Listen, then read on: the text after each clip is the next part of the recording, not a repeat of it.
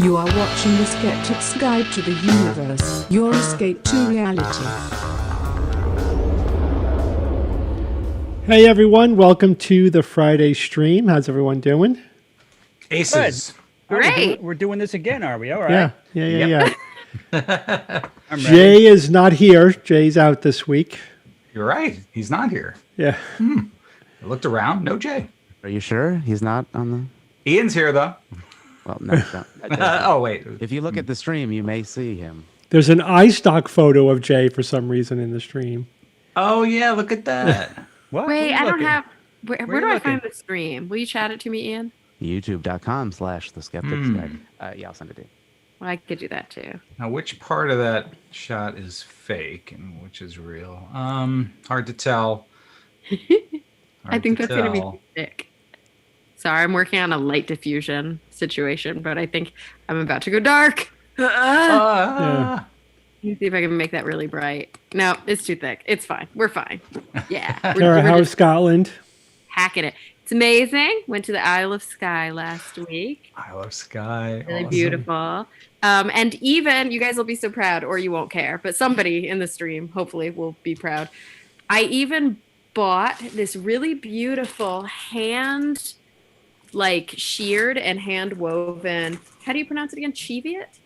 Cheviot sheep wool. So this is undyed Uh-huh. and it's just fresh off the sheep. And Wow. I got some needles and I've been knitting a nice lacy scarf since I've And knitting. And done knitting. and they're huge, crazy needles. Why are they God. so big?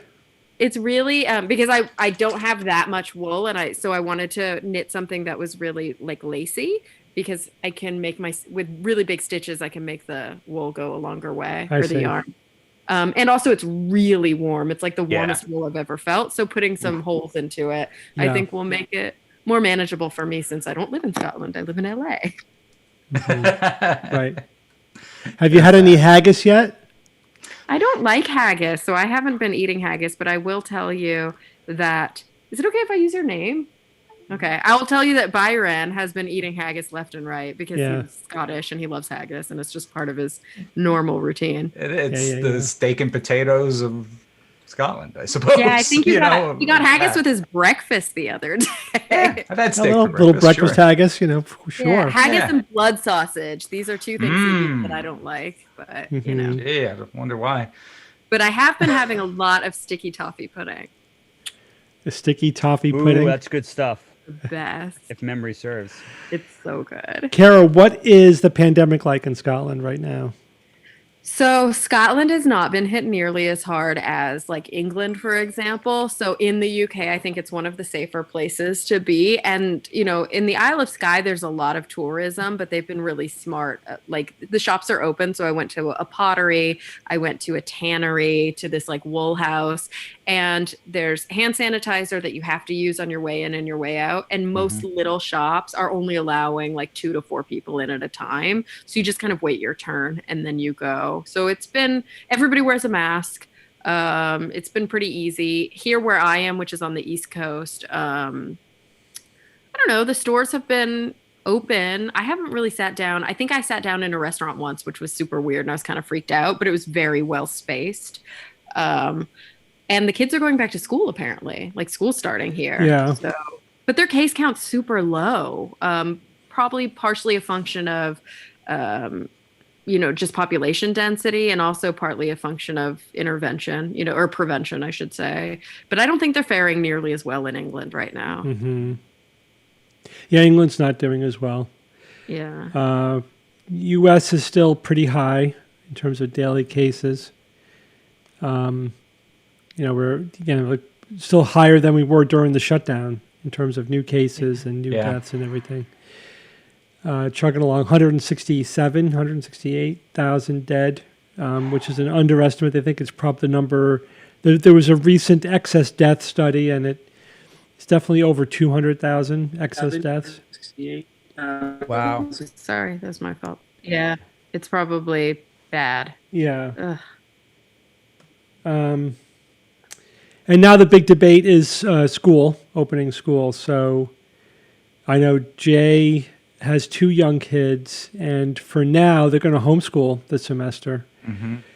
That's what I would do, I think, if I had kids. If you Or have I the would resources, it's not a simple thing to do. Yeah. I mean, Carrie, you're always talking from this position of such privilege because you're like, Yeah. oh yeah, I just hire a tutor and do it, whatever. But the thing is, for if you're working parents, homeschooling is no joke. I That's mean, challenging. Right, but Jay and Court both work from home. but well, actually, Courtney's working partly out of the home.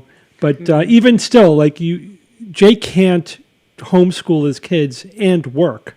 You Right. cannot do those two things. Doesn't matter if you're in the house.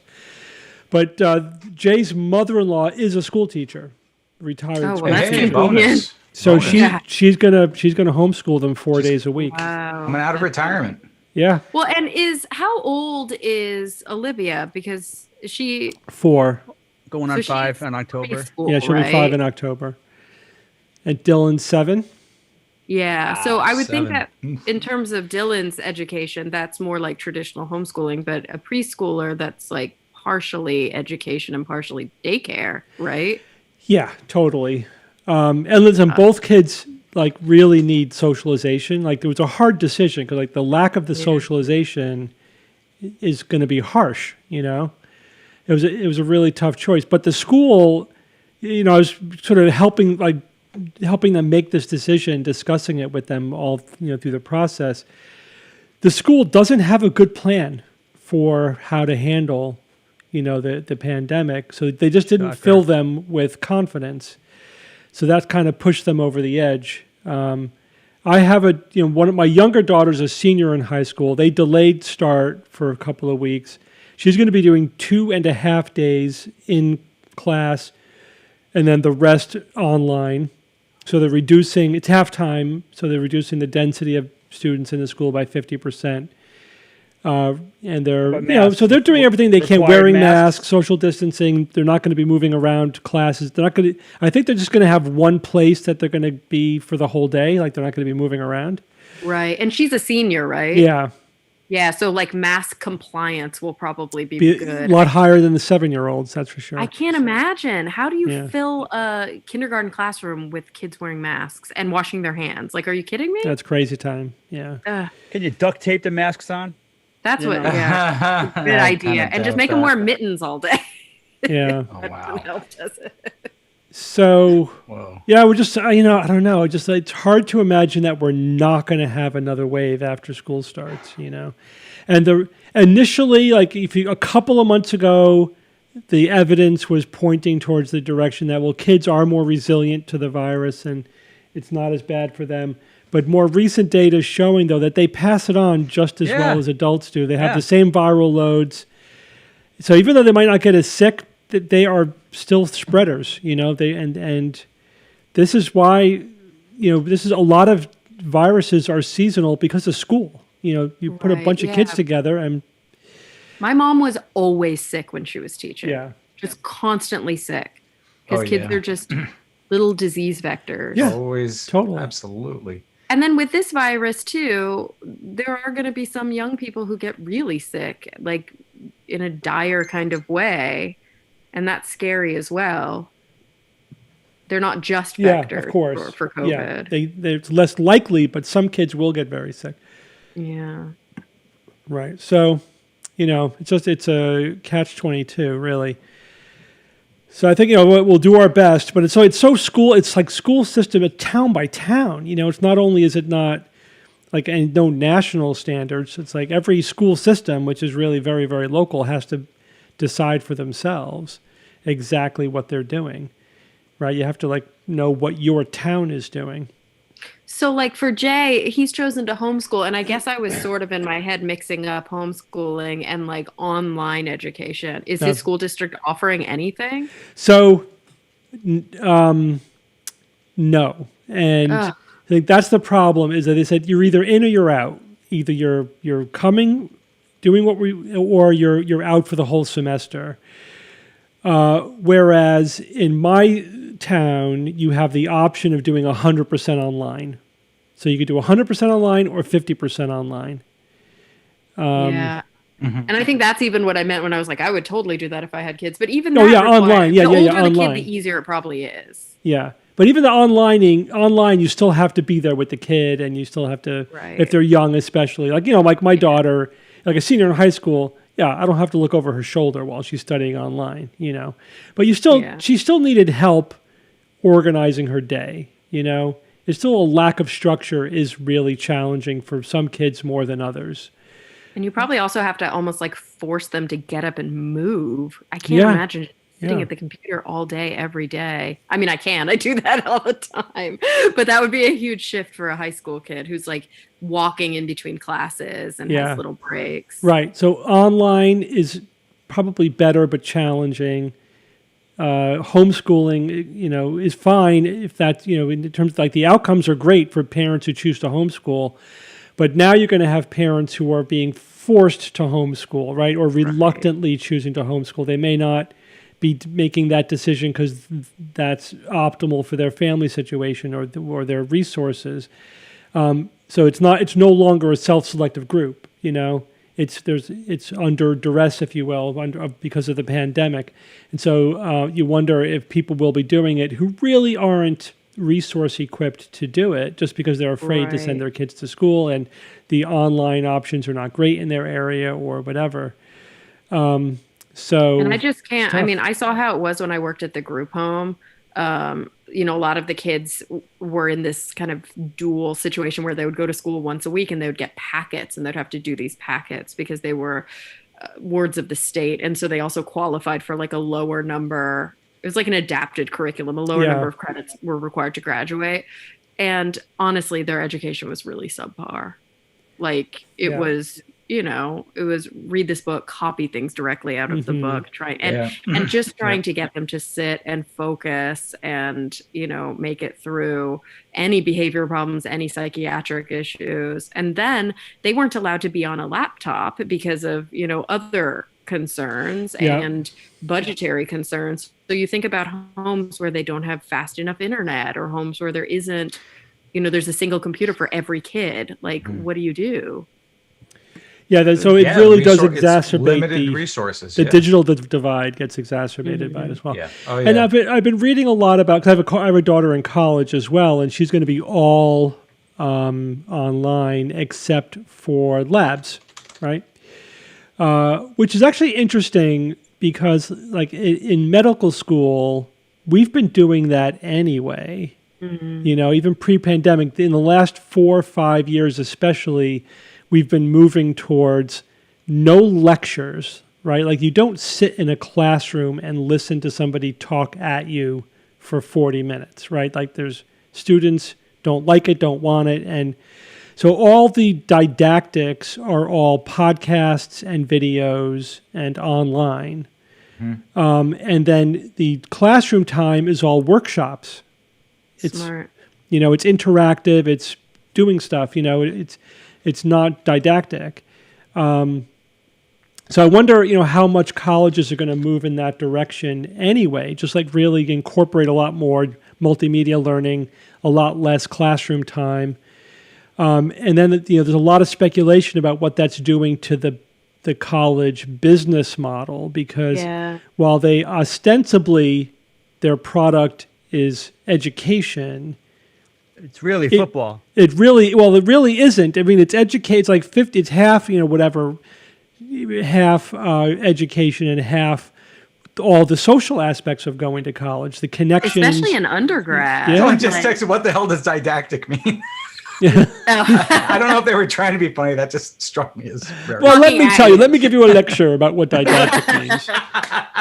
My school has, like, where I'm doing my PhD, it's a psychology only school, and they only do PhDs and I think a few master's degrees. So of course it's easier to do it this way because it's a single, I think they offer like 5 different degrees. And it's been distributed since the beginning.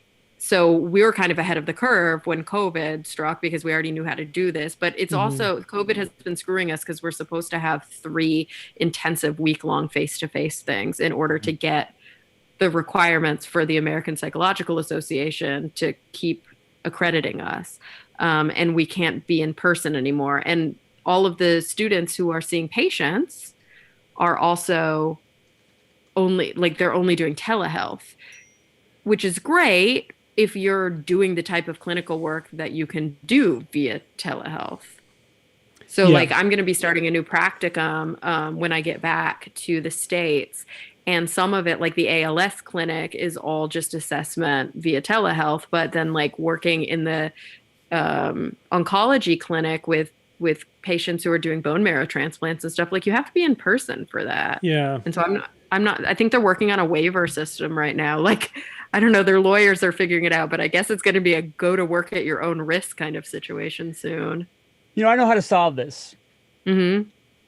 All I'll say is the movie Surrogates with Bruce Willis. We each have a robot, a young buff version of ourselves that we hook up to, and then the robot goes out into society as our surrogate. And there's no virus, there's nothing to spread because you're safe in your bed, like for months at a time, and your surrogate does everything. So that's one potential solution, but the technology is not there, obviously. Yeah. That was You think we'll be there though? Oh, sure. Telepresence. Sure. I don't know if it'll be like the movie. I mean, that was, they had, a wireless connection from your mind to the robot to control its movements. Sure. It's doable. Well, Bob, why do we even need that if we can just VR ourselves? Yeah, I was going to say, there's meat space stuff we have to do. VR is going to be it. Yeah. Long before that telepresence says so. Yeah. So VR classrooms. I mean, I think we had a VR side to our Nexus live conference, and it was great. You had whatever it was, 20 people in the VR space, and the physical space was great because you could have different places where you had a giant monitor with the conference on it, right? And it's set so that it sound fades. So if you're next to it, you can hear it, but the farther away you go from it, the quieter it gets. So if you wanted to walk away and not listen to what was going on over there, and different groups of people could theoretically have different conversations in different corners of the room. And one really cool thing, cool. which was that when somebody was speaking, their avatar's mouth would move pretty well. Like, you could tell it was animated, obviously, but it looked... It made it. It's funny how a little thing like that adds such a layer of reality. You know what I mean? Like the person that you're talking to's lips are actually moving, kind of in time with what they're saying. So, I want to really explore that more. Like do events. Lectures, discussions in VR space. Like it doesn't have to be all day. Like you could have a 2-hour, thing where where I give a talk or take questions or whatever in VR space, partly because I think it's fun, partly because I'm interested in how advanced that is. Like, and specifically, is this the kind of thing that could be a realistic replacement for classes? Exactly. You have a professor, you have a screen, you have virtual space. I mean, the educational possibilities are immense in VR space. So I think, it's just a matter of developing it. But the thing is, the technology, I think, just needs like one or two notches beyond where we are for it to be, it's still, I think it's fine, but the goggles do get a little heavy after a while. I certainly wouldn't want to do it all day. And the field of view. The view needs to go out one notch. It's like 110 degrees close. now. Yeah, 120, also- 130, 140 would be so much Yeah. better. Oh my god. We need like glasses like this to put on. Yeah. And the world Dude, becomes that's my alive. ultimate. That's the ultimate. That's the ultimate also product. as- When that comes out, When that comes out, that's it. Everyone will have change it. everything. It's gonna make cell phones look like this I mean, really. I mean, inconsequential thing. carry around your VR in your pocket. I mean, VR but and those AR. they don't exist yet, but like people aren't adopting the technology. That's the problem. Every time, like there's a new Alexa glasses, I think. Didn't Google or whoever does Alexas, that Amazon? Somebody put out a new Alexa glass. And when Google Glass came out, it wasn't really, people don't want to wear them. Yeah, well, they made some silly mistakes. Plus, the technology's not there yet. It's not quite there yet. But I mean, That's the problem. Yeah, it's not quite there. And for certain things, you don't even need it. Like for, lectures or those kind of interactive classroom spaces. Like I said, my school's been online forever, or for as long as you could be online. And it's grad school, so the classes are smaller, but we Zoom just like this. And it's really great. Zoom has so many different little mechanisms to help a classroom conversation go easier. Like you can raise your hand, you can mute until it's time to talk, you can chat first on the side and then have a conversation. And also the screen goes big based on whoever's talking if you use that functionality. So it can be super helpful in like a classroom discussion. Yeah. Yeah, I think that's where we're heading, and it's pandemic resilient, you know what I mean? If there's a pandemic or anything. And it also, like the idea of moving onto a campus with housing and food and all that stuff just may become quaint, Yeah.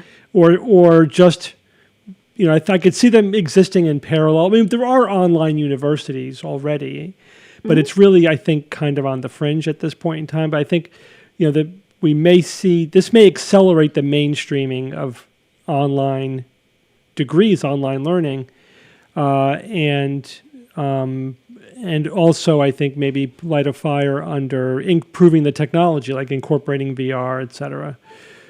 Yeah. For sure. Yep.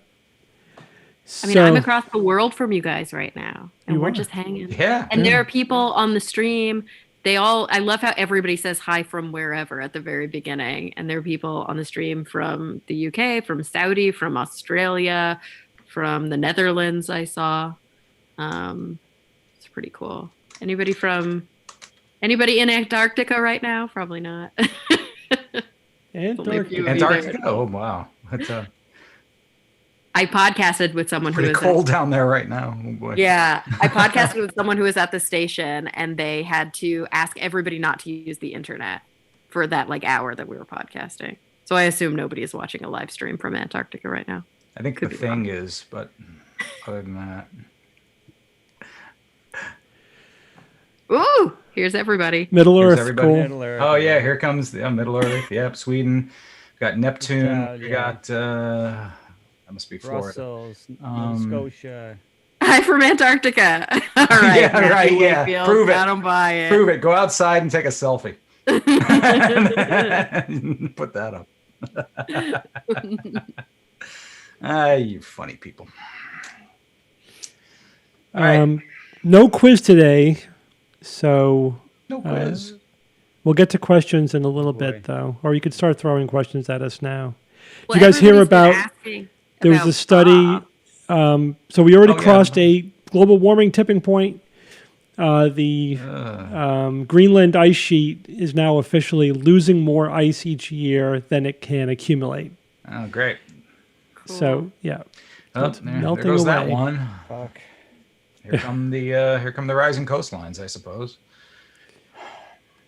Yeah, I mean, And- it's still going to take a long time. Takes a long time, but Yeah. the point is, even if we slam the brakes on now, you couldn't go back. Yeah. Yeah, All about right. the That's why mitigation. It would take We're some, gonna end up trying some global like steering the Titanic. geoengineering, really super big scale, risky, Yeah. crazy stuff. I hope not. man. Anybody here watch Snowpiercer? What was that? I saw the no, movie. but the movie I've- was kind of fun. Yeah, it's okay. We watched the first season. It was worth getting through the season. It's good. Is the concept So does it hold up? no, it's stupid. But I mean, you 'Cause just gotta. I've read Just some gotta other let science that fiction go. books, It's so, similar all right. So the concept concepts. is what Bob said is that in order to fix global warming, scientists do something to the atmosphere or whatever, and they overshoot, and then they plunge the Earth into like a negative 150 degree deep freeze. Yeah, like inimical to life. Yeah, exactly. And yeah, it was a movie, and now I'm talking about. I didn't see the movie. I watched the series. It was like 10-episode series. Yeah. And then, so this, brilliant engineer raises the money to build a train that's 1,001 cars long that encircles the world, and the train is a perpetual motion machine, right? So as long as great. the movement of the train itself produces energy, What? It just constantly goes downhill. yeah, right. And then, well, that's the stupid part. Is that they, Right. To hell with friction. and then that Gravity's keeps not a that keeps dragger. everything warm and keeps everything Yeah. going, right? So as long as the train's going, then but if the train ever comes to a stop, like everybody will be dead in 13 minutes, right? That's the premise of it. Oh, They don't even have like a fusion engine or a I know, right? warp Just core or build a something? fusion, Come on. Yeah, or just nuclear or even a something. fission reactor that will keep you going for decades. thank you. So it seems Right. like a pretty tenuous solution, but it does create this interesting premise where like the world is now reduced to a large train with like 3,000 people, and that's it. And it's all about what happens to the people on that train, etc. So it's interesting. Horrible. But once if you just let that premise go, yeah, it's a horrible Now, situation. is 3,000 enough to keep the species Yeah. going? Sure. Yeah. Sure. I think you need 2,000. 2,000, Right? About yeah. 2,000 is the number. If you want if you have one male and two females, you have like a 50% chance, something like that, of creating a stable population. But if you want to have a healthy, genetically, healthy population with a good chance of surviving, and definitely 2,000 is a good population. I liked one of the methods of torture on the train. They open up a little hole and they stick your arm out, and your arm basically turns into an icicle within seconds. So you lose the arm, obviously. So that was an interesting method of torture or just like punishment. Correction. Yeah, punishment. Yeah. Hey, Guys- let's go through my books. All right, go Yay. it. Give All it. right. Bob's display. So- I see the Necronomicon. So I did. This is just like all my creepy, evil, spell-based or whatever books that I had, and plus a couple other little things. So a lot of these are the faux books with nothing inside except I put a spider in mine. Ah. over there. Don't do that. Let's see. This was like a little Book of the Dead that I got. It's just like a notebook. There's nothing inside of it. So he was kind of cool. I didn't write Is it leather? What are those made of? This Human is like, skin. This is like latex. It's Oh. like latex. Oh, cool. And this one is the Necronomicon. Well, not really. It's called the Necronoma Nom Nom. It's basically a cookbook. It's a cookbook. And it's so funny. Like, here's Yeah. one, New England Damned Chowder. And the artwork's great. It's it's real legit recipes with a very Cthulhu-esque bent to it. But, and then Yeah, this Cthulhu. was a goofy little thing that I put together. Whoa. But, Are those little finger tentacles? yes, they're all finger tentacles. I love those. And they're really cool. But the pièce de résistance, I got this just a couple of days ago. This is the Necronomicon Ex Mortis from the Evil Dead movie series. I ordered it a year ago, and Merchoid kept sending me an email every 4 months. There's been a delay in the manufacturing. So it's been delayed for a year, and then there was a pandemic delay. So I finally got it. So in the movie series, which I love, Evil Dead, it's bound in human flesh, and it's written in blood. And so this is the artwork. This is the artwork from the movie, and it's really, really cool artwork. Whoa. I've loved it for years, ever since I saw, I think Evil Dead 2 showed the real detail. So it's just an awesome book. I tried to email Merchoid to see if it's really written in blood, but they have not answered any of my emails. So, is it like in faux leather? So it has that human flesh vibe? It's latex, so it feels kind of, like it could be dried out human skin. Clearly not real human skin, which would have been really cool. But but I just love it. I mean, it's just so. Wait a minute, why would real human skin be cool? I don't know. Because it's cool. I have a friend named detailed. I have a friend named Megan Rosenblum, and she is a librarian, and she just wrote a book about books bound in human flesh.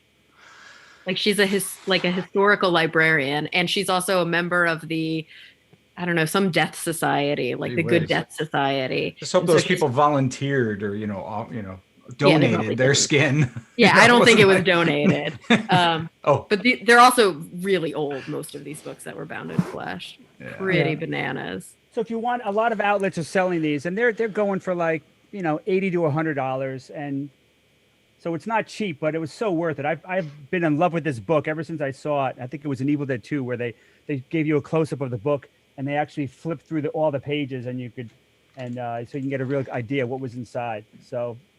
Very nice prop. Nice addition to my collection.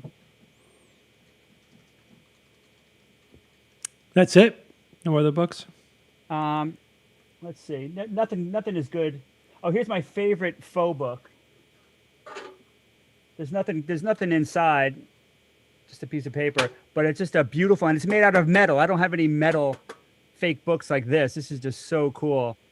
And I remember when I bought this at the store, Jay bought the same thing, but a bigger version. I think I'm going to steal it from his house one day and add it to my collection. You've got to get a faux bookshelf that leads like a portal to another part of the you pull the handle. And it's filled with faux books. The candlestick or the... Oh, man, if I had serious money, I'd have like secret passages, and you pull the switch and the door and the bookcase slot. I'd have such cool stuff. But and those old school like iron keys, the really big ones. Skeleton that's gotta be what you keep in there. That'd be fun. But for one of my daughters, I bought with the younger one, I got her the Handbook for the Recently Departed. Somebody mentioned that in the chat. Yes, from the movie. Beetlejuice? Yeah, but from what was Beetlejuice. inside? What was inside? Is it a book? Just a book cover? Book. It's the whole book. Yeah, but I mean, there's actual someone wrote it. Yeah, someone wrote it. Instructions, like with the detail of how the world works and the afterlife works. Yeah, or was it's like what it would be like in the movie. Yeah. Holy crap! I got to see that. Yeah, it's cool. Oh wow, that's a lot of writing and creativity that they have to do to make that good. Oh wow. I love movie books. You know what I mean, like plot specific books. Yeah. Well, I think I mentioned, but I don't know if we were live yet, that I completely forgot about the live stream, and we were watching Pan's Labyrinth. And luckily I checked my emails because Ian sent an email with the link, and I was like, and the girl I had completely forgotten because I haven't seen Pan's Labyrinth in years. But the girl has a book that the fawn gave to her that like writes itself. Yes. Yeah. That's so cool. Like it's blank until it tells her what to do next. Right. That book. Yep. She also draws a door on the wall like they did in Beetlejuice. Mm-hmm. And then it works, and then it opens. Yeah, and then it opens. It's like with special chalk, and has lots of those big, cool, old school keys. Of those. Mm-hmm. Here's one of my favorite. Here's one of my favorite prop books. I think I may have shown this before. I don't remember. But what's cool is that my favorite thing is the pages. Oh, These are all latex, but it looks like a real thing, and it doesn't. It opens, but it's just like a, it's a mirror. It's a mirror, and when it used to work, it's got batteries. When it works, a witch cackles when you open it and look at yourself or something like that. But this is just a great little prop. I wish I had a brand new one because it's kind of like the latex is degrading. Do you have any Harry Potter books, Bob, like the monster book? No, I haven't found one that was worthy of my collection. They're usually kind of like goofy. I've seen a one, like, I think I saw one really high quality prop of that, but it was just like way too expensive. I think Oh. Yeah, those high quality props are. yeah. I serious forgot. bucks. When we were in Sky, we stopped into a rare bookstore, just this random collector off some small road, had his little bookstore in the back of his house. And I mean, it Skeptic was Sky. mostly Gallic books and books about Sky, but he happened to just weirdly be interested in evolution. And so, like, it was all Gallic, Scottish history, and Darwin. And he had all these first editions. Did He you had- take a picture? did we take any pictures? I don't think we took any pictures. Oh. But I ended up, I think I got a first edition of Darwin's autobiography that was published posthumously by his niece because he didn't want it published. So it was the first edition of her publication. And then I also bought, actually, oh my gosh, a book about eugenics from Galton forward, written by the head of the English Eugenics Society. Ooh. So I was like, first of all, I don't want anybody to see this and think the wrong thing. But second of all, how important to be able to read the source material, because I feel like a lot of times when we read about psych history, we're reading about what other people wrote about it. And it's so nice to be able to read firsthand what the authors wrote, because a lot of that has been, I don't know, cleaned up a little bit in the literature. And to read the kind of unbridled passages, I think will be really interesting. It was amazing coming across that. But yeah, there are all these cool first edition Darwin books, and it was neat. Wow. Evan, do you want to do your puzzle? Yeah, I suppose so. Although no one's gotten the right answer yet, so I So don't know. why Do you isn't wanna it give more 10? time? It's 10 plus 9, 9 minus 9. Well, there's two reasons why it's not 10. Because first of all, that would be too easy, and what would be the point of Yes. having a puzzle like that? Second of all, think of the puzzle as not Math. right, but as three distinct numbers. I bet it's hexadecimal. No, that was I think at least a few people guessed that, Bob, and that's a good guess, but no, that's not correct. So let me read to you. Maybe if I say it, Yeah. it will come off a little. Okay, Binary? 1 0 10 binary? 10 plus 9 minus 9. Think of it as three distinct numbers. 10. Like positive Plus 9, negative 9. Good, Steve. Very good. Very Yeah. good. 10, positive 9, negative 9. I still don't get it. What of everything has three numbers? What of everything has three numbers? A location, if you're identifying a precise coordinate? location. No, know, not a coordinate. X, Y, Z, You're right. You're right, but no, that's a good guess too. But what has three distinct numbers? True to everything. Fundamental. Elemental. Oh. So your atomic number, your atomic weight, and is that what you're getting at? So you're on the right track. You're Protons, neutrons, electrons? Protons, neutrons, electrons. So which Okay. ones are the protons? The The first one, positive. Oh, so it's usually. something with, Oh, with I 9 see. protons, 9 electrons, and 10 neutrons. Yes. So And that's what so. What element has is that? 9? What has 9? Oxygen is 8, right? Is that adamantium? That's right. Milbrandt charge. No, it's not adamantium. Remember, the answer and the hint is written on the side over here. It's one letter. It's one letter. So it's an element with one letter. With one letter.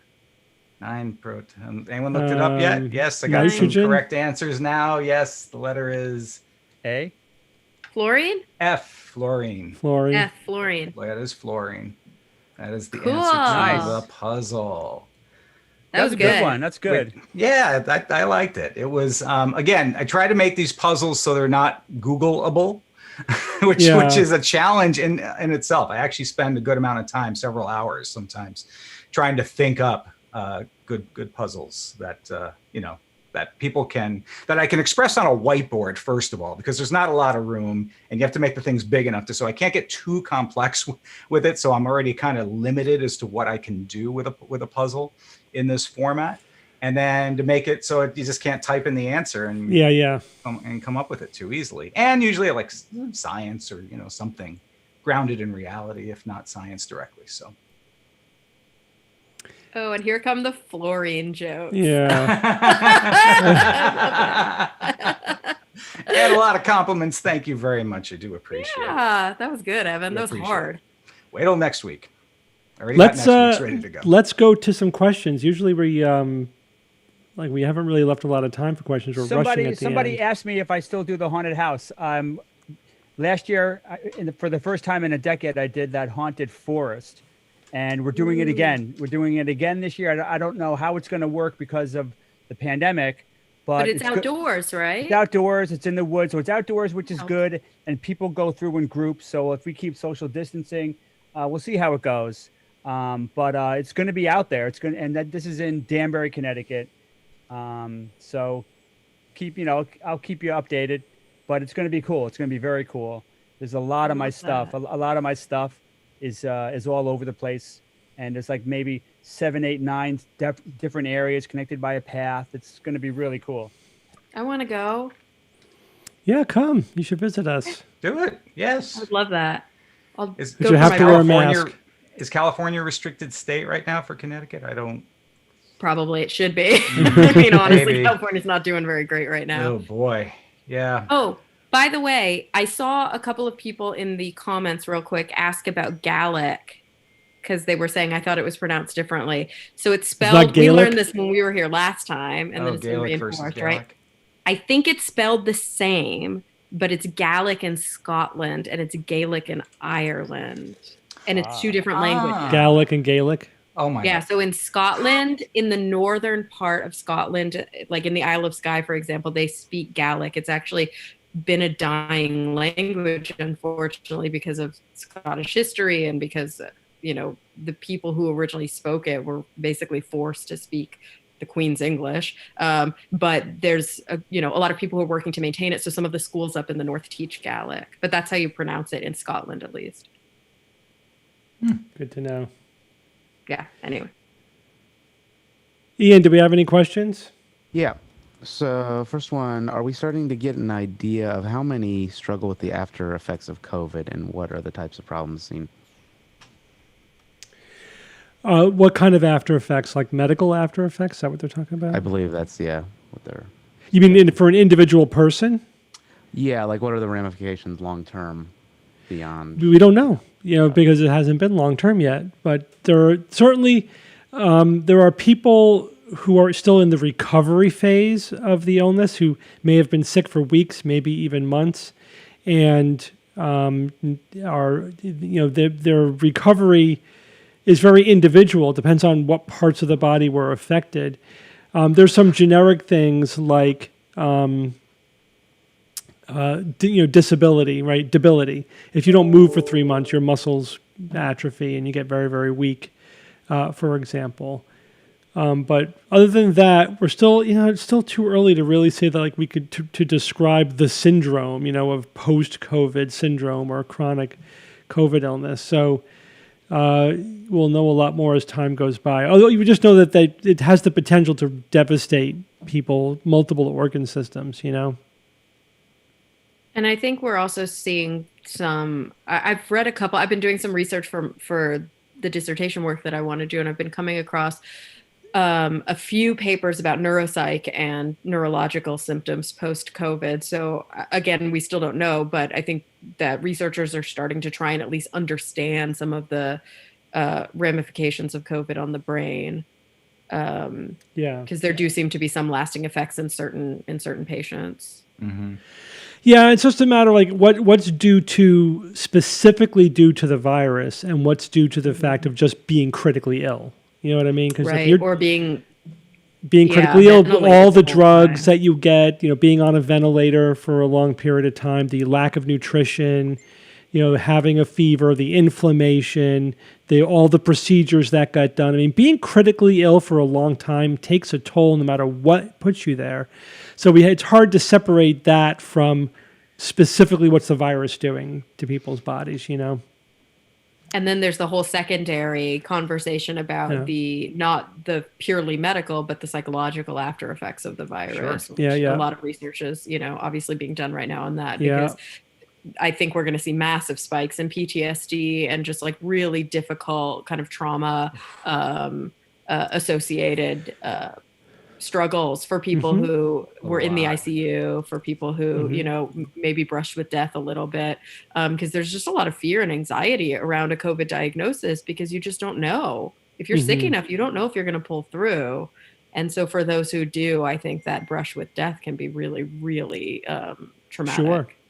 Yeah, absolutely. A few people have mentioned the recent passing of Ed Brayton. I don't know if any of you guys knew him personally. Yeah. So he was a atheist activist in our community. You know, I didn't know him personally either. I knew of him. You know, our paths probably crossed at some point. So yeah, he was sick for a while, and he went into hospice very recently. But there's a lot of people talking about the fact, and Carrie, you'd be interested in this, because he was, you know, he was very clear that he didn't want to suffer at the end. You know, he knew he was going to die. You know, at some point he made the decision to go into hospice. But even in hospice, you know, it was not very pleasant, and it sort of raised the issue for him and for some people close to him of you know, dying with dignity, dying, you know, being in control of your own death. And you know, he because it sounds like he suffered more at the end than he wanted to, and that he probably had to. One of his friends who was taking care of him said, you know, we put our pets down when they get to that point, and they die peacefully in our arms, and then it's over. But I had to watch my friend suffer, and we couldn't sort of offer him the same kind of passing, you know. Yeah, I do think, you know, I've just finished a really beautiful book called Final Gifts, which was written by 2 hospice nurses. Yeah. But they obviously had a very religious bias. And I thought it was interesting to read because a lot of people are religious. So, you know, if and when I end up working with end of life care, I'll be working with people who are religious more often than not, probably. Yeah.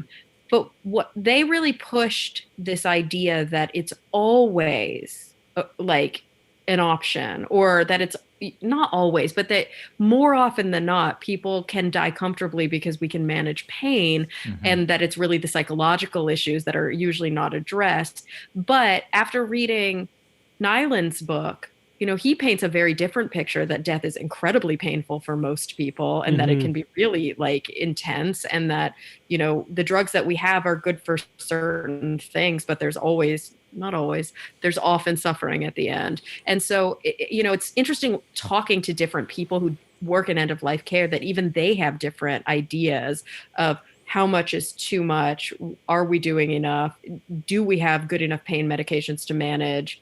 And really, sometimes the symptoms aren't the pain symptoms that are the problem. Air hunger is another big one. Yeah, air hunger, incontinence, issues around not being able to care for yourself. And that can be, you know, that dignity conversation oftentimes comes, it's about choice and it's about independence less than it's about pain.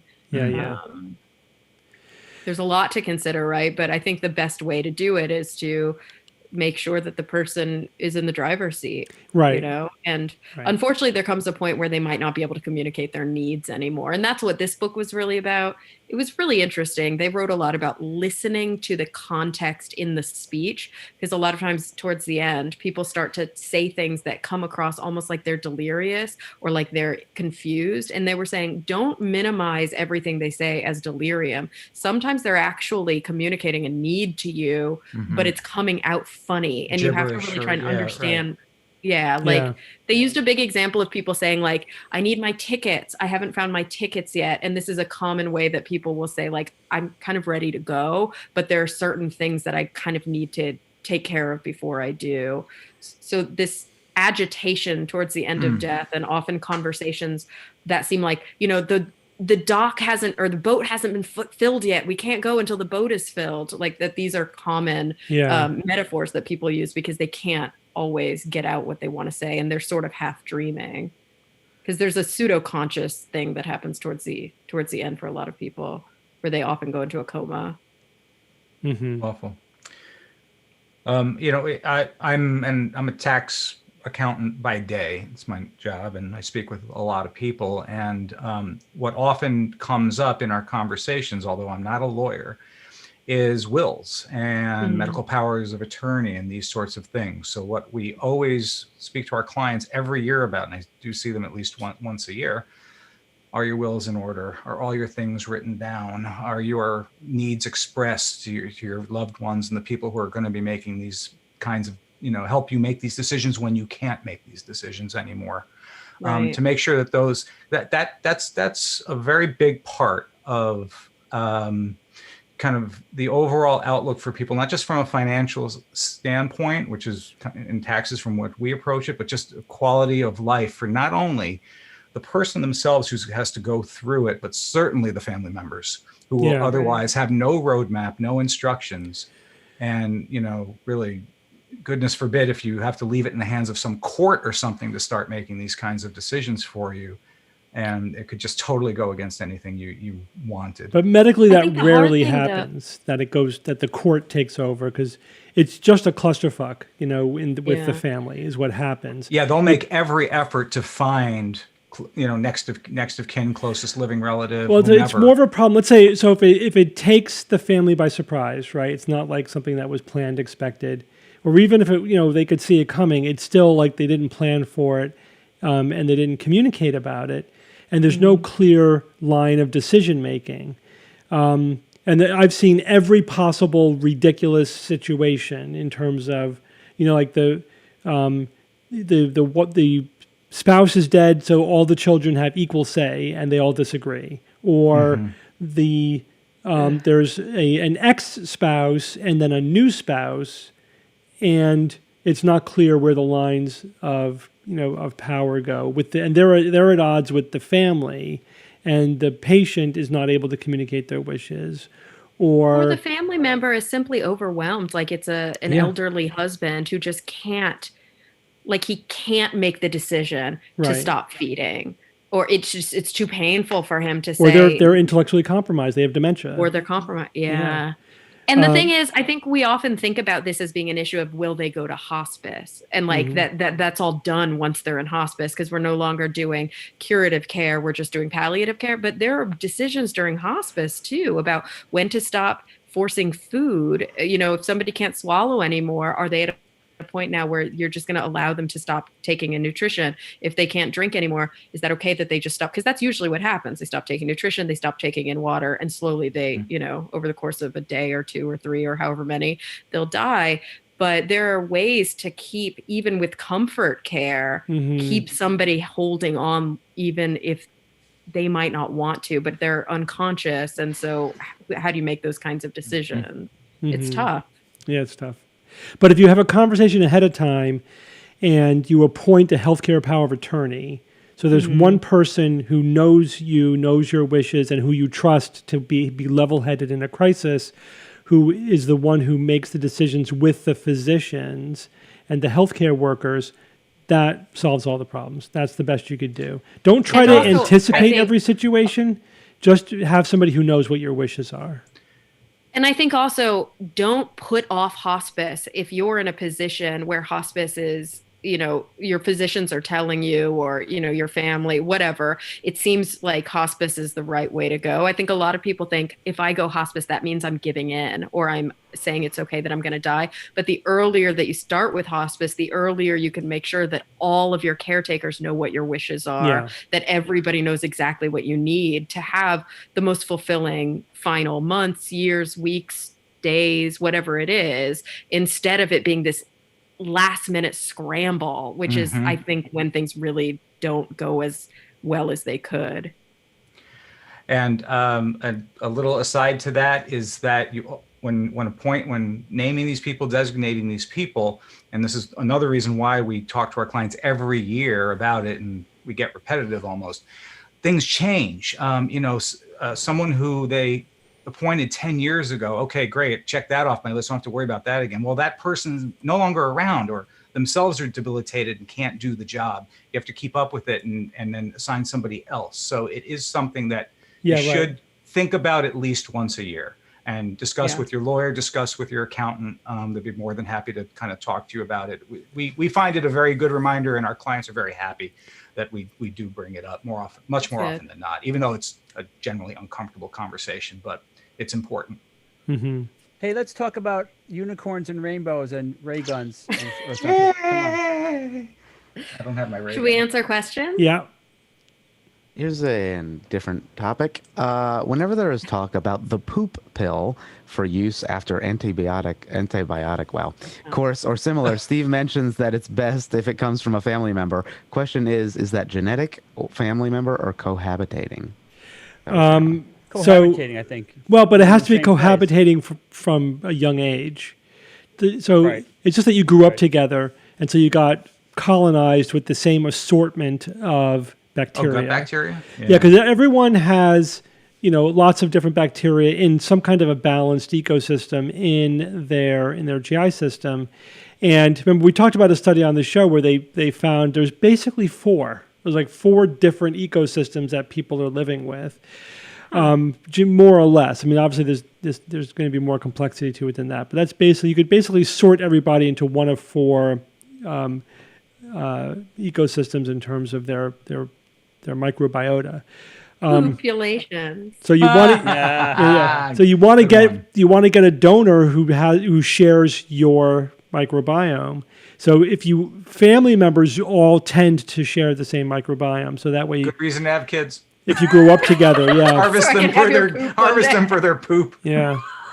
But Oh, if by somebody, the way, this isn't just a thing you do after antibiotics. Like, I think it's only approved for C. diff. We shouldn't go around eating poop pills every time we take antibiotics. Let's be clear about that. I don't know that anyone's doing that. And the other thing is That's how the question was phrased. I'm just they saying. freeze them. They're frozen, so that you could swallow them. And then they obviously thaw in your stomach, in your intestines. So Wow. Do they clean them of harmful? no, No, they don't take away any like E. coli or anything like that. it's all whatever's in there. Do they The test idea them being for whatever's in it? the pill is also in you, no matter Yeah. good and bad. So there's. I'm remember sure there's- they test for bacterial I infections. mean, I assume they though, just don't take a donor who's sick, right? If the donor is Yeah. not sick at the time, then they're fine.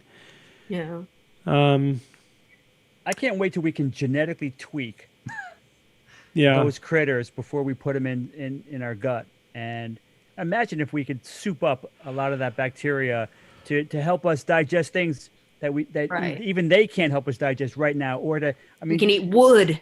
I mean, there's such, You could there's eat such that an metal book. there's such an important part of our metabolism and our health. I mean, that's why people we're talking about repopulating them after they've been wiped out. They're not trivial. It's not like bacteria on your skin. Like, oh, let's get rid of it. This is important. They're integrated into our biology.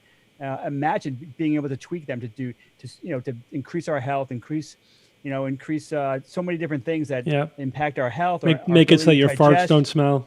What? Yeah. Yeah. They can smell like meatballs or whatever. I don't want meatball Popcorn. farts. Popcorn then. No, Popcorn. I want like whatever. vanilla lavender farts. Yeah, a candle. Fine, Some whatever you kind want. Or how about just Yankee candle. pheromones? Just Oh, fart Yeah. at the yeah, like the appropriate gender, and there you go. a whole new method of.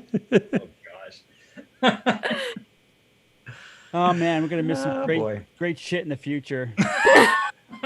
Literally. Well, Bob, I Yeah, want to March. say that there is a market, like one of the ones they're working on for C. diff was called Repopulate. I'm not making Repopulate. that up. Repopulate. And I do think it was synthetic. So yes, not like improving things beyond what they were treating, but I do think it was like a synthetic poop that included all the appropriate bacteria.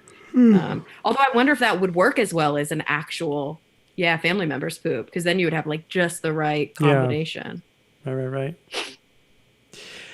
All right. Somebody I'm asked me pumped. twice about their family member with migraine. So if you're going to hit me up twice for free medical advice, I can't give anybody specific medical advice over the online, but I will just say that Aimovig is a fine drug. The only real side effect is constipation, which not everybody gets. That's it. But it's I'd rather be constipated than have a migraine. Yeah, and the constipation is treatable. Just take magnesium, which also treats your migraine. And I don't even have painful migraines, but migraines are still debilitating, and there's no pain. Yeah. If you can't could imagine take an that. injection once a month and that was it, would you inject yourself once a month to prevent your migraines? I don't get them that often. And I don't think I get them often enough. But if I was getting Yeah. them 3-4 times a week, or Yeah. sorry, 3 or 4 times a month, I might. Yeah. Yeah, insurance will only pay for it, at least in most places in the U.S., if you get like 15 days of migraine per month. Yeah. So it's gotta be Oof, pretty severe. gosh. How do you function? You don't function. Yeah, debilitating. I mean, it's Horrible. Right. awful. All right, next Wait, question, Ian. Steve, did you just yawn? Because somebody said you made I, me yeah, yawn. this is my Okay. yawning part time of the day. This is when All I right, hit I my have wall. a question. Have we talked about this before? I'm not sure. Is yawning Yes. contagious? Have we talked Yeah, about it's Yes, contagious. it It is. It's a social cue. It's a though. social contagion. Yeah. Just like, have you ever done this to your dog? No. Oh, and they nod off? Do that to your dog. Your dog will fall asleep. Oh yeah. It's amazing. Yeah, if you just look them in the eye, if you're like doing if they're really into eye contact, and you Which just they are. close your eyes and open them, it gives them this cue, like it's safe. I think that's what they think yawning also does. Like it's a safe time where we can let our guard Stand down, down. we can get comfortable, and they will. I have put my dog to sleep just by doing that multiple times. Interesting. Actually, people yawn more when they're waking up than when they're going to sleep. Weird. Yeah, Interesting. and they think it's because it's stretching the tendons in your jaw and it's alerting. Huh. They think But it's we them. don't really know. But that's one of the theories. Yeah. Okay, so we don't really know. Does that mean we will never know? I mean, because it's not like there's some sort of technological barrier that won't allow us to find out, right, that we haven't achieved yet. It sounds like knows? it will always be. It's hard, suspect. these kind of questions about like the evolutionary purpose of something. It's always inherently hard to answer, right?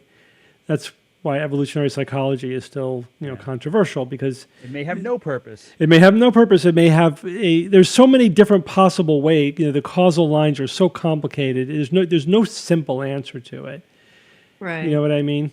To think that yawning But- has no purpose is a very strange thing. But Marty, I think Now I'm yawning. I heard that psychopaths or people without empathy can't catch yawns or don't catch yawns. Yeah. There is some research to show that people who score high on psychopathy measures have a hard time, but also people who score high on autism spectrum Yeah. measures sometimes don't catch yawns. So it's less about, I think, that it's more about that kind of attunement to other people in that way. Yeah. Yeah. Stop talking yawning. It's 11 here and you're not helping. It's 11 here too. I'm with you. 11 They're 5 hours behind. Yeah, sun's out. Beautiful day. Weird. All right, what's next? This comes from the patron Discord. Can the SGU provide a solid rundown of the debate, the evidence and the arguments for and against opening schools? Yeah, so, all right, the argument for opening schools is that kids need socialization. The American Pediatric Association recommended, that if at all possible, if it's at all safe, you really need to make an effort to send kids back to school. It's not just about the education, it's really healthy for them to be with other kids their own age and to have the structure and everything like that. So that's the big argument for it. Also, there's also the educational angle to it. If it's depending on the age, you may not be able to really meet the educational goals with either just online or at home learning. And there's a big concern, that over the summer, for example, typically kids lose, several months worth of their intellectual achievement, their educational achievement over the summer. It's like, they advance for 9 months, then they backslide for 3 months, and you spend the next 3 months of school the next year just regaining what they lost. That's a lot of people argue that they really shouldn't get a break over the summer. They should have Or a smaller 2-week breaks break or something, yeah. smaller breaks throughout the year rather than one big 2 to 3 month break. And so, the lockdown was bad. Some people are concerned that students lost a year, basically of their education in terms of if you count not just the lost time, but the backsliding that happens during that time. The arguments against opening up are obviously that kids can get the virus, they can spread the virus, even if their disease is milder, they're asymptomatic, they have viral loads that are the same as adults.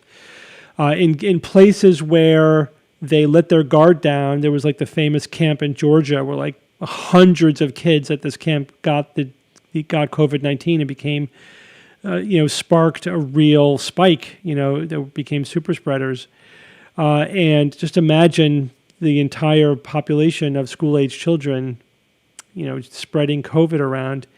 Well, that school in Georgia, again, that went viral just last week for that picture Yeah. of the hallway. Oh, yeah. They've already had to quarantine dozens and dozens of kids. Yeah. So it's, but at the same time, don't you worry about, I think about my friends' kids who are 2 and 3 years old or 3 and 4 years old, where they're first starting to kind of develop their memory, really develop their sense of normalcy. Like this is their template for what the world looks like during a global pandemic and during lockdown. Like, how is that going to translate as they get older, if and when we move out of this? This is like their heuristic for what the world is like. Right. It's so odd, and I can't imagine that it wouldn't have really serious psychological outcomes. I can only imagine the number of kids who are going to be dealing with anxiety disorders coming out of this, OCD, and like serious anxiety disorders around germophobia and things like that, and socialization problems. Yeah. Like you said. By the way, the reason there are no books in this bookshelf is because we just built it. I've been doing a lot of renovations around this house. So no, I'm not in like one of those weird houses where people don't have books. It's still being painted. You can also see like you can see like a bottle of caulk right there, and some supplies. You put a book on it, and the whole thing collapses and falls down. Put one little flower. You don't care. You could also put your robot collection on there. It doesn't have to be books. Yeah, or your human skull collection. Your fake or book collection. Well, they wouldn't all fit there. But yeah. Your top 10 skulls. I spoke with an old client. I was talking to my old supervisor, and so I spoke with an old client who's a younger girl the other day, and I was facing, well, it all looks really dark, but like a stone wall. And while I was talking to her, and she was like, "Are you in a haunted house?" All houses in Scotland are haunted, aren't they? True in Connecticut. I was like, "I'm just in Scotland." Yeah, pretty much. Love it. By the way, someone asked me several times, so I've completed the main story arc in Red Dead Redemption, and then I shifted over to online, which I played for a while, but then I stopped to play other things, but I played online for a while. I may go back at some point, but it was a fun game. That was the best multiplayer 3D animation game that I've played so far. The state of the art is really getting good. We should get back to City of Heroes. Yeah, then you go back to City of Heroes, like, holy shit, is this chumpy? Basic. Just, Can you guys recommend a game? I mean, the gameplay is awesome. The gameplay for City of Heroes is awesome, but the graphics and the engine. It's 2004. It's 2000. Yeah, it's like 2004, and you don't realize how much progress we've made. You get spoiled by a game like Red Dead Redemption 2. It's so good. Just in terms of, again, just the technology. Recommend a game for somebody who doesn't do like role play gaming. Like, I'm not into like deep immersive stuff. I need to be able to walk away, and I'm not into learning like how 19 different buttons can do different things. I've been told a lot that Portal would be really fun. Portal, for me, you would love Portal. You'd like Pac-Man, actually. Portal, and I then do love Pac-Man. I like old arcade games. and then Portal 2. Is there anything new? Portal 2. Portal 2 is awesome. Fall Guys. Yeah, it's like, have you ever seen MXC or Wipeout or any of those kind of goofy shows? I don't think any of you guys know what I'm talking about. Wipeout. Oh, like Wipeout, kind of like the ninja, like where they're running. Yeah, it's like the goofy American Ninja Warrior style. Oh, where they fall in the water and it's there's like a little padded game like things that. knocking them off the beam. It's cute and it's funny and it's ridiculous and it's fun. And you compete against like 60 other people, so it's really funny. So is it almost like, did you guys ever play those crazy Wario games on Wii? Yeah. Those were really exactly. fun. Yeah, those. Yeah. Cool. Wii, Okay. Sure. Do you like games where you kill people? I don't mind killing people or getting killed, so long as it's not, what was that one horrible game that everybody loved? Grand Theft Auto. I don't want that kind of killing people. Well, so if you want like just good player on player, small team, just fighting, Overwatch is a good. You might get into Overwatch. It's really Okay. good.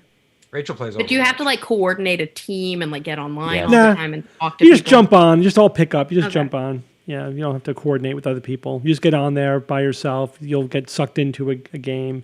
You could choose what character you want to play. You don't have to develop the character. There's zero investment. It's just all immediate. You might like that. I like that It's all strategy and tactics. It's good. because I'm getting kind of tired of just playing solitaire on my phone. Yeah. Rachel plays Call of Duty. Right. Call of Duty. I haven't. Jake got into Call of Duty. I just never bought it or got into it. But Yeah. I'd play But that. don't you if they kill had- Nazis in Call of Duty? I don't know. You know what? I don't even know. I think they may have had one edition of it that did that. But Yeah, where you it's- get to kill it's- Nazis. It's more like modern day, I think. Modern gotcha. Warfare. Technology. I would I kill would- Nazis. I would jump on that if they had like a sci-fi version where it's like futuristic. Isn't that weapons. Halo? Maybe yeah, right. There you go. But using the creative people behind that to do that would be interesting. Maybe they already did it, and I just don't know. I think my only real experience with first person shooters is Duck Hunt. You guys Yeah. remember Duck Hunt? Yeah. Sure. That was Oh fun. gosh, yeah, Nintendo early on. By the way, if you are into vintage arcade games and those kinds of things, you can find them all online. And I know you can find them at archive.org, which is like one of the most wonderful websites ever Really? created. It has like 12 billion pages, individual pages within the website. It's amazing. Everything is there. And I mean, What's it called? everything. Archive.org.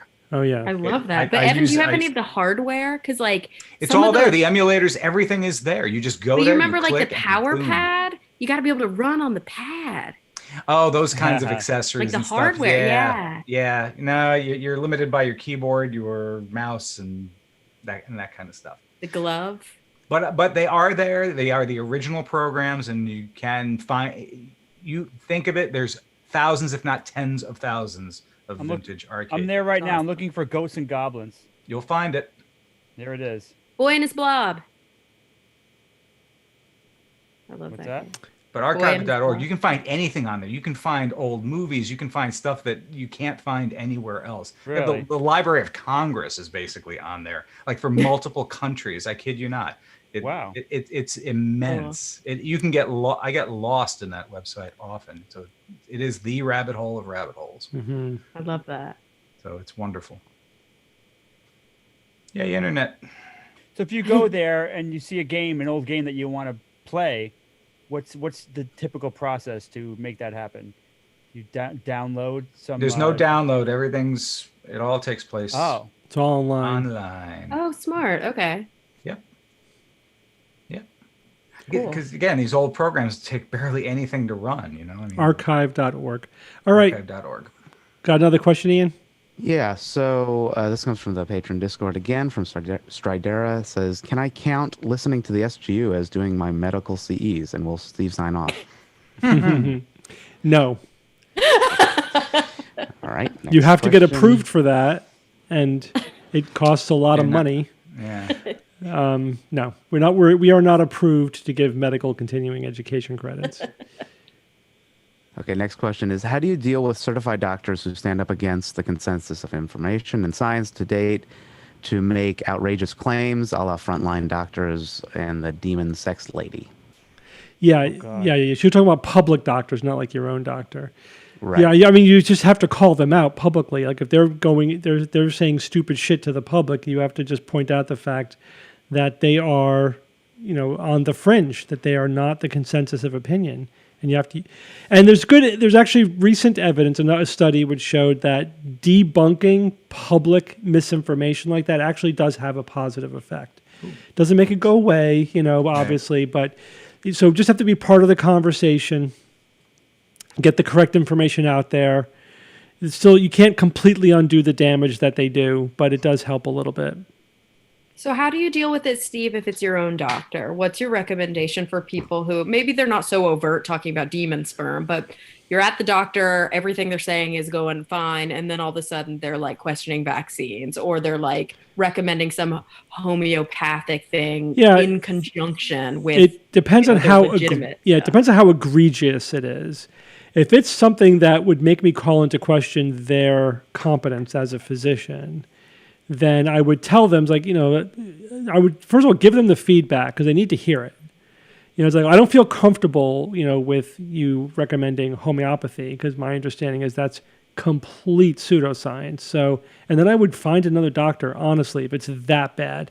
If it's something that's more like, a soft recommendation or something that's, questionable, like I don't believe in it, but a doctor accepting it is not a good thing, but it doesn't necessarily mean that they're not otherwise a competent physician. Then I would just tell them, what you think. And you could also give them information. You could say, you may be interested. I happen to know whatever this resource that talked about that. I'm curious what you think about it. Be non-confrontational and just give them information. Doctors are always want to be correct and always want to learn. Nobody wants to be incorrect. So, and I do that with my colleagues all the time. For me, my most common, I've never had a doctor do or say anything egregious, but I've definitely had doctors who just love to tell you to take vitamins. Yeah. Well, that's it's like on top of everything else. I would consider that not a deal breaker, like, but yeah, or just like take a multivitamin. It's like, well, the evidence shows it doesn't really help. And then they might even say, yeah, I know, but it doesn't hurt. Like they'll say something like that. Then it's a kind of a philosophy thing. And sometimes they're just telling you to do something, just there's something to tell you to do. And they know that. Right, because otherwise they're like, it's benign. See you later. Yeah. But yes, that's kind of, to me, like recommending vitamin. If you're gonna, that's a deal breaker for you. Good luck finding a doctor. Unfortunately, Exactly. But homeopathy is a deal breaker. That's like, or vaccine denial. That's a deal breaker. Those are deal breakers. So I think you have to just decide, where that line is. Mm. I think we have time maybe for one more, guys. What do you think? Okay, one more. All right. Well, here's an easy one. Question from a fellow Connecticut resident. Do you go to Sally's or Pepe's? Both. Yeah, both. But Pepe's. Wait, explain. I have a Pepe's. The pizza. Little preference. It's like there. the fourth oldest pizza place in the U.S., I think. Gotcha. Pepe's. U.S. I believe. New York has it. New York pizza was beat out New Haven, but it's very close. Yeah, I've had Brooklyn Lombardi's. pizza that blows it away. Yeah. Blows it away. So I do prefer New York pizza to New. I have to say this to New Haven pizza. The New Haven pizza is a little bit.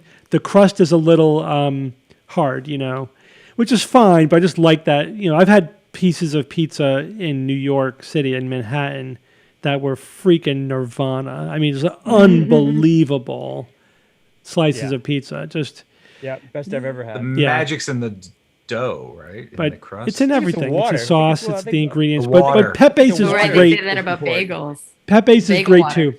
Well, bagels is New York bagels are awesome too.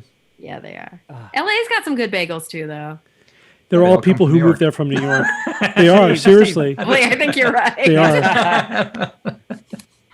Steve, remember growing up when Chicky would come in from Brooklyn and she'd have like Brooklyn bagels? Yep. We had an We were Aunt like, Chicky. what- Aunt Chicky what would come, is would visit this? us over the summer or something from New York, Chicky. from Brooklyn. Oh, gosh. She would bring a huge bag of bagels. Yep. They were just like, it's a different level. It's a completely different level. Yeah.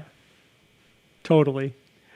Trying to convince the dog to say hi, but he's like really tired, and you guys can't see him because he's all black. Yeah, we don't see anything. I know. He was jumping up earlier and saying He's black. He hello. absorbs the light. You cannot see him.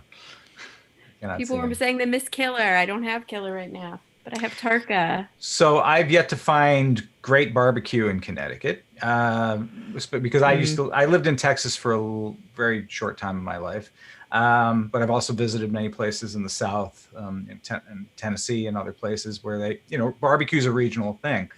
It's hard to find that food in other parts of the country. I mean, Yeah, I've only found one barbecue place in LA that I like called Max City in actually my neighborhood in Eagle Rock, but I didn't used to live near it. And then I've only found one place in LA that has good queso, like Yeah. Tex-Mex queso. That's so hard to find if you're not in Texas. Mm-hmm.